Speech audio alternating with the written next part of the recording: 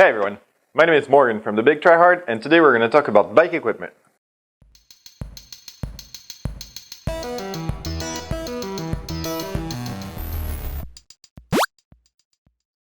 Today we're going to talk about bicycles and what we're going to put on it.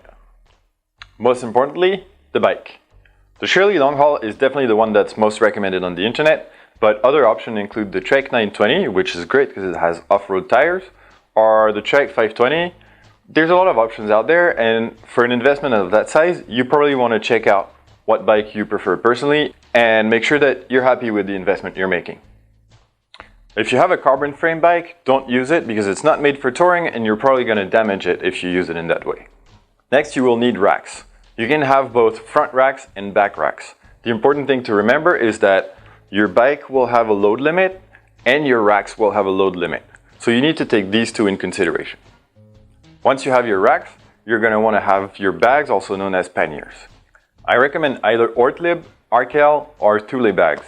I went with the Thule Pack and Pedal Shield because they have vivid colors, which is really good when you want to be seen on the road. This is where you're going to store most of your equipment, so you want to make sure that you consider both the volume and the sturdiness of the bags you're purchasing.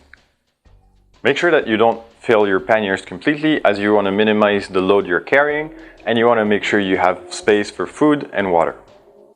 For the saddle, the Brooks B17 is definitely the most popular for touring. Either way, you want to stay away from gel saddles, as the gel comfort will not last you through an entire day of riding.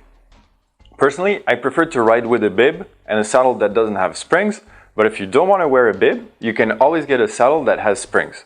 Just remember that with a saddle with springs, you need to adjust the springs on the saddle every so often. Don't take both a padded bib and a saddle with springs, as it is known to cause a lot of chafing, which is very painful.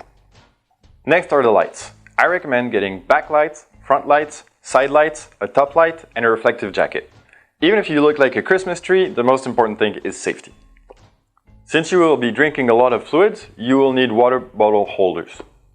I will get 2 in the back on the saddle, 2 in the frame, this way I can stay hydrated for extended periods of time. For pedals, you have 2 options.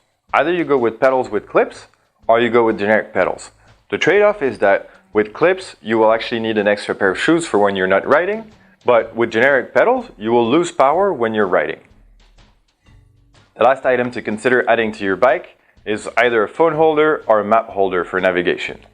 You can buy a very cheap map holder on the internet, or like me, you can just make your own out of a Ziploc and some duct tape. As for the phone holders, I've tried a few and I found them to be either bulky, poorly constructed, or both, so I couldn't really give a recommendation on that front. In conclusion, make sure that you have your bike, your racks, your bags, your lights, your saddle, your map holder, and your bottle holders. Since you're going to be buying a lot of material, make sure to go to your local bike shop and ask them for advice. For myself, I went to Hell & Cycle and they were really knowledgeable about the things I needed to get. They really helped me figure out what I needed and stay within my budget. That's it for today. If you like what you see, follow me on my blog, Facebook, Twitter, or Instagram, and don't forget to click here to subscribe to my YouTube channel. If you feel generous, you can donate using either the link in the description or the button on my blog. Every donation will go to educational content creators CrashCourse and SciShow. They do amazing educational videos on YouTube. If you haven't already, check out their channels by clicking here or here. Thank you for watching The Big Tryhard, and remember, every success starts with trying.